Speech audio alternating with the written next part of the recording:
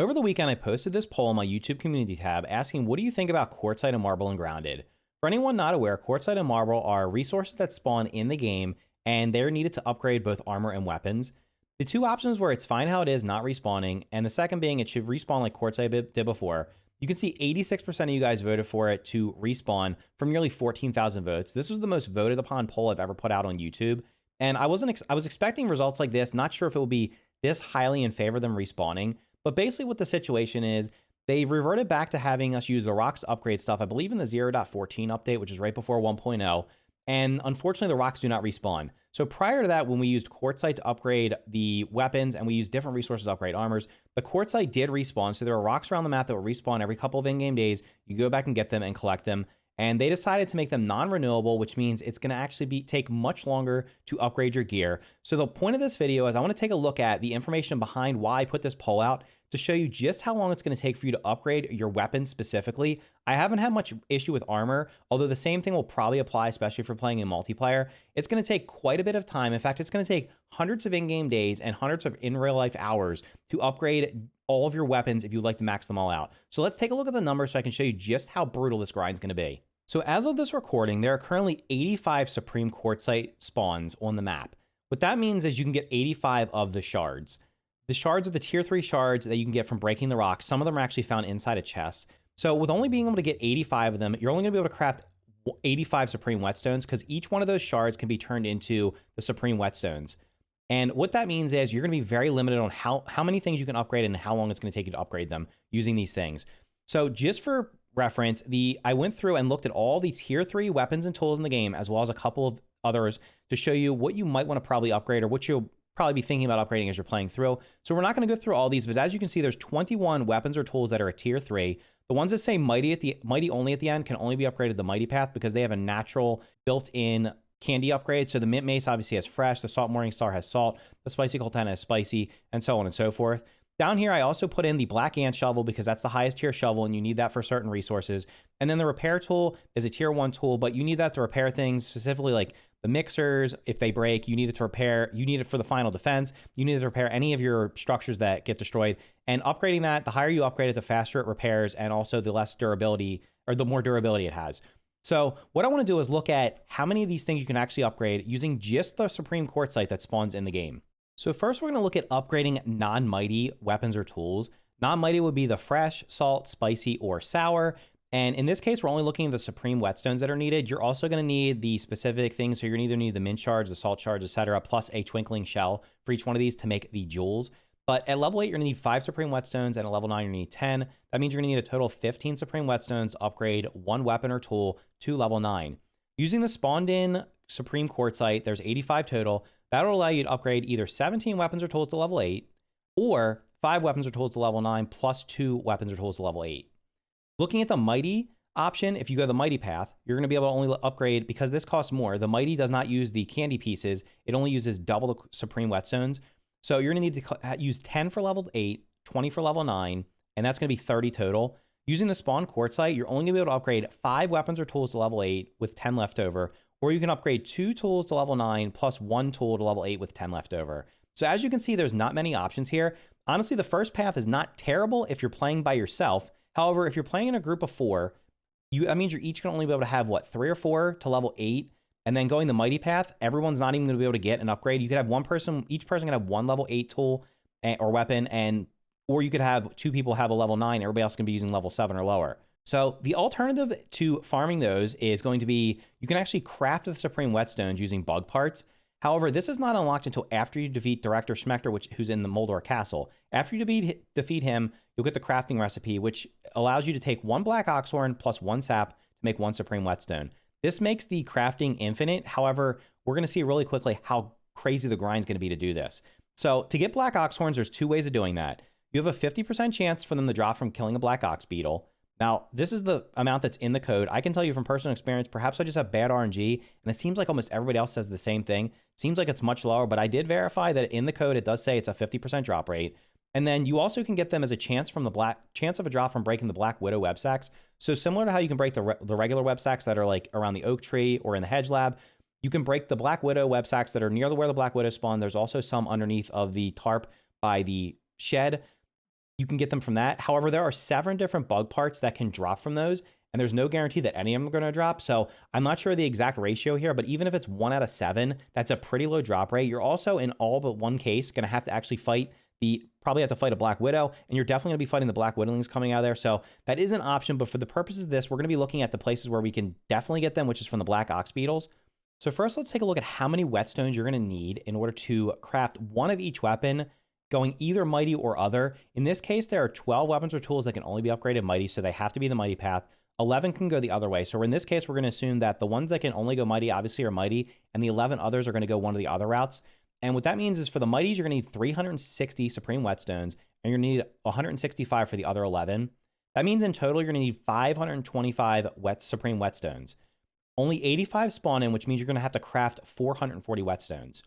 Now that means you're going to need 440 Black Ox horns. There's only the 50% drop rate, which means you're going to need to kill 880 Black Ox beetles on average to get these 440. Only 19 Black Ox spawn on the map, according to when I looked at the map. That means on average, for each round where you kill all of them, you're only going to get 9.5 horns. They spawn, I believe, every 3 in-game days, which means in order to get all these horns, it's going to take you, at a minimum, 278 in-game days to get the 440 Black Ox horns. 270 in-game days is equal to about 148 in real-life hours if you sleep every day, because an in-game day is, I think, 48 minutes. If you sleep for 8 of the hours, it'll take off 16 of the minutes, so it'll be 32 minutes per day, meaning it'll take you about 148 hours if you go around and kill every Black Ox beetle as they spawn and get the normal drop rate of the 50%. It's going to take you that long just to be able to upgrade each weapon, with some of them mighty and some of them not mighty. Now, moving on to the mighty only path, this is going to be even more grindy. You're going to need 690 supreme whetstones. Only 85 spawn in, and then you're going to have to craft 605 more. Of course, we need 605 Black Ox horns. With the 50% drop rate, you're going to have to kill about 1,210 Black Ox beetles. Again, only 19 of them spawn in, so 9.5 horns per round. And that's going to be every 3 days, you're going to get 9.5. So it's going to take you 382 in-game days to get the 605 Black Ox horns. That's equivalent to about 204 in real-life hours if you sleep every day and also kill all the Black Ox beetles. So as you can see, the time it's going to take now after 1.0, with the current drop rates, with only 85 of the supreme whetstones spawning in, and with the only one option of using the Black Ox beetle horn, it's going to take you hundreds and hundreds of in-game days, right? The 278 in-game days assumes you also already have the parts to upgrade things to level 6 and 7, which means you're going to need to have the Spider Fang. So we're not even counting that. This is assuming you already have everything at level 7 and you're going out to farm the parts you need and you've already used all the supreme whetstones. It's going to take you another 278 in-game days, or in this case for the mighty, only 382 in-game days. Now, this is for one person. If you're playing with a group of 2, 3, or 4, and all of you want to have everything upgraded, or you just want to have a bunch of things upgraded, you can just keep adding the numbers, but you can get the point here of how long it's going to take. Now, of course, there is a small chance you can get them from the Black Widowling sacks, but I'm not counting that here because I don't think that's a reliable source, and I think it would only reduce the number of days slightly, and it would also mean you're going to have to fight the Black Widowlings and also fight the Black Widows. So this is an insane grind, and this is, to me, is worse than the grind that was in the game before. So before 1.0 and before the change to the doing the upgrade stones or whatever, upgrading weapons only cost quartzite. Now the quartzite grind was kind of ridiculous. I thought it was way too much. So the suggestion was lower the amount of quartzite needed to upgrade things. Instead of doing that, they decided to completely revamp the system and go this route.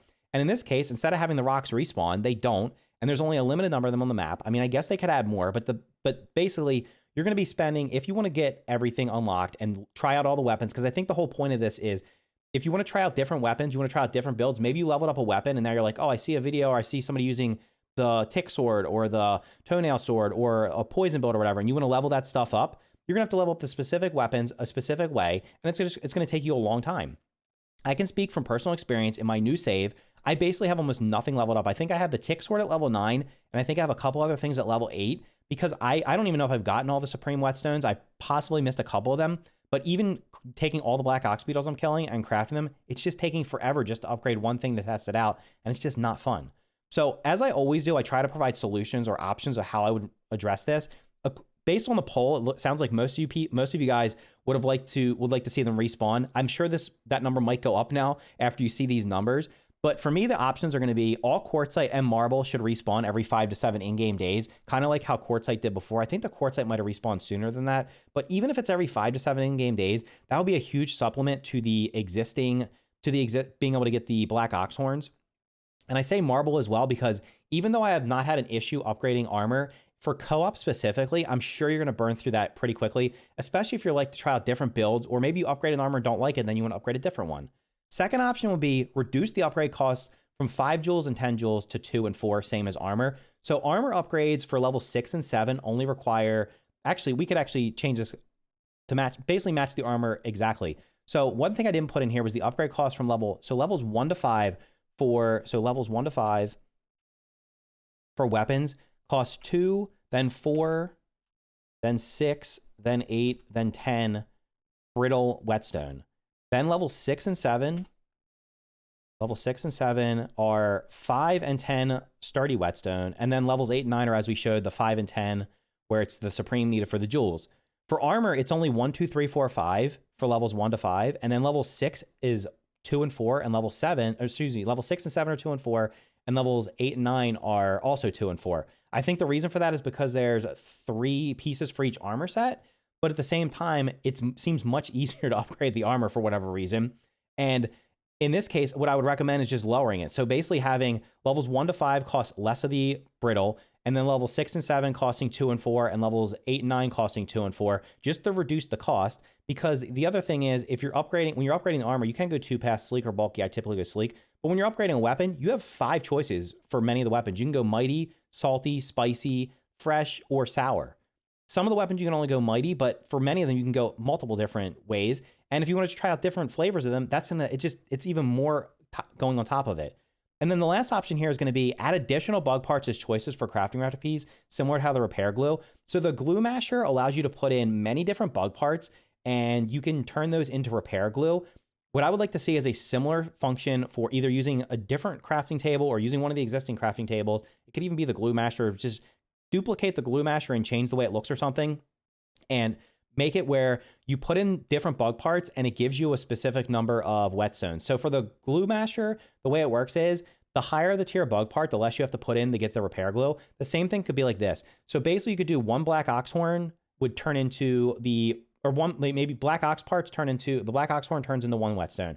And then you can make it where it takes like 2 of something else to make it, or 3 or 4 or 8, whatever it is. It just use more bug parts, make it easier to craft them. Because to be honest, there's so many cool weapons in the game and so many cool different builds you can make. But for the average player, you're going to get through the game because especially with this, you don't even unlock the crafting recipe until you've beaten about 95% of the game. You're going to get through most of the game without ever being able to try most of the weapons at the max level. And I've had people say, well, you don't really need the weapons at max level. Well, then why put it in the game? If it's in the game, I want to be able to max out the weapons just so I can see which ones are best, specifically for me, for my own personal enjoyment, and also so I can recommend to you guys which weapons to upgrade so you don't have to spend time grinding out resources to upgrade weapons that are just not that great. So anyway, let me know which one of these options you'd like to see. I'd personally like to see all 3. I'd like to see the rocks respawn, reduce the cost, and have additional bug parts for the crafting recipe, so it doesn't take hundreds and hundreds of in-game days and hundreds of real-life hours farming resources for a game that you've most likely completed, and for the last 5% of the game, you're going to spend another 100 or 200 or 300 hours grinding resources to upgrade weapons and armor that you don't even need anymore. Doesn't make any sense to me, so let's just make the game less grindy, more enjoyable. So anyway, let me know what you think in the comments down below. If you found this video informative, make sure to hit the like button, and here's another video you might find informative as well.